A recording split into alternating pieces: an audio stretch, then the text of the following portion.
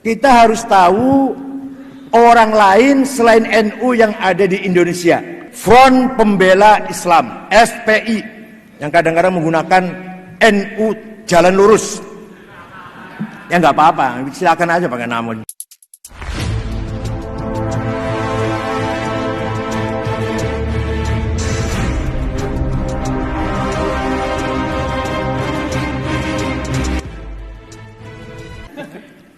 Kita harus tahu orang lain selain NU yang ada di Indonesia.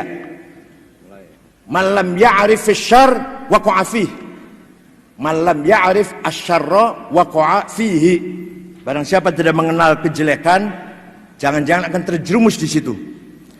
Pertama, A. Gerakan tarbiyah. Gerakan tarbiyah ini dimulai dari para pelajar, mahasiswa, mengkaji kitab-kitabnya Hasan al-Banna, Said Qutb, Said Ramadan, Syekh Yusuf Qaradawi, diperkuat oleh lulusan-lulusan Al-Azhar, pola pikir, cara berpikir Ikhwan Muslimun, dan terakhir tarbiyah ini resmi masuk menjadi underbownya partai PKS. Yang harus tahu saja ini. Yang kedua, Jamaah Tabligh wal Khuruj, yang kalau Jawa Timur di Temboro Magetan, almarhum Kiai Uzairon. Enggak, ini belum tentu kalau saya ceritakan itu jelek loh ya, tapi kita harus tahu di luar NU ada siapa-siapa. Yang ini yang belum banyak orang tahu saja. Jamaah Tabligh Khuruj berasal dari India. Pendirinya namanya Syekh Muhammad Ilyas Kandahlawi. Dia menyerukan dan memulainya dengan cara bepergian bersama ke daerah-daerah yang ada kaum musliminnya, serta mereka tidur di masjid-masjid atau rumah para pemuka agama di daerah tersebut. Semua orang Islam harus pernah dalam hidupnya khuruj, keluar minimal 4 bulan. Kalau sudah 4 bulan, mau terus khuruj boleh, mau tidak juga boleh. Itu wajib khuruj itu minimal 4 bulan. Yang dibaca kitab Fadhailul A'mal. C. Hidayatullah. Hidayatullah didirikan atau dimulai oleh seorang yang namanya Abdullah Said, mantan dari anggota DITII. Abdullah Said mendirikan Hidayatullah di Balikpapan, Kalimantan Timur, dan di Jakarta juga didirikan dengan ketuanya Abdurrahman. Sejak tahun 70-an, Hidayatullah berkembang dan sekarang sudah ada 140 cabang dan mereka mendeklarasikan sebagai ormas Islam di tahun 2000. Ini agak keras sedikit. D. Grup Mujahidin. Grup Mujahidin adalah istilah yang dipakai oleh kelompok alumni Afghanistan. Jadi ketika Pak Presiden Habibie jadi presiden, memberikan ampunan kepada pelarian-pelarian politik, silahkan pulang, bebas, tidak ada sanksi hukum.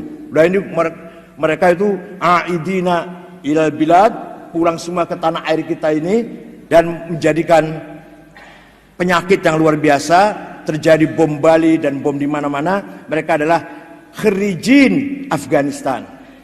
Alhamdulillah, bukan keluar dari boyo, alhamdulillah. Nah, yang terkenal adalah ketika berkumpul di Jogja, resmi berdiri Majelis Mujahidin, diketuai oleh Gus Abu Bakar Ba'asyir, yang jenggotnya panjang itu. Dan biasanya orang kalau berjenggot tidak cerdas. Orang cerdas nggak berjenggot. Ki Ma'ruf Amin nggak berjenggot, Gus Dur, Pak Nur Khalis Majid nggak berjenggot, Pak Nuh nggak berjenggot. Orang cerdas semuanya.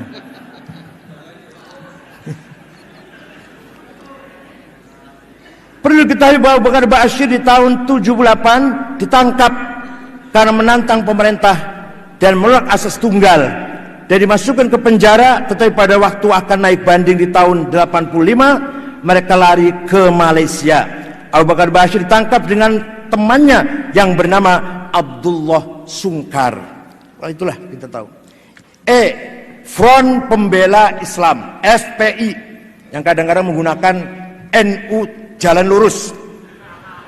Ya nggak apa-apa, silakan aja pakai nama. Front Pembela Islam. Front Pembela Islam berdiri tahun 97 atau di awal 98. Tidak tahu siapa yang sponsori, tetapi bersamaan dengan adanya PAM Swakarsa yang waktu itu bermarkas di Masjid Istiqlal. Gerakan-gerakan yang akan menggagalkan sidang umum MPR dan DPR. Tetapi ada lagi satu versi lain yang mengatakan bahwa asal mula terbentuknya Front Pembela Islam setelah terjadi kerusuhan di Jalan Gajah Mada di Jakarta, dan juga ada lagi katanya dibentuk oleh beberapa orang dari militer. F. Hizbut Tahrir, HTI. Ini harus tahu juga. Hizbut Tahrir adalah bahasa Arab dari Partai Pembebasan atau Kemerdekaan.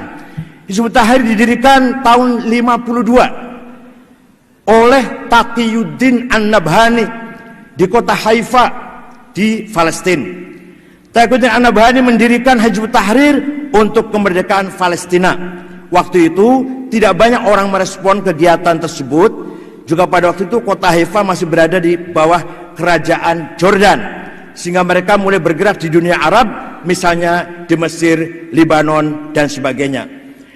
Di Hizbut Tahrir di Mesir, Hizbut Tahrir ditolak, tidak diakui. Begitu pula kita tidak tahu kapan berubahnya Hizbut Tahrir. Kegiatannya berubah menjadi dari pembebasan Palestina menjadi berubah bermaksud mendirikan khilafah. Awal mulanya berdiri targetnya hanya memperjuangkan kemerdekaan Palestina. Sekarang sudah berubah iqamatul khilafah, ingin mendirikan khalifatul muslimin, amirul mukminin. Entah kapan itu mulai berubah itu.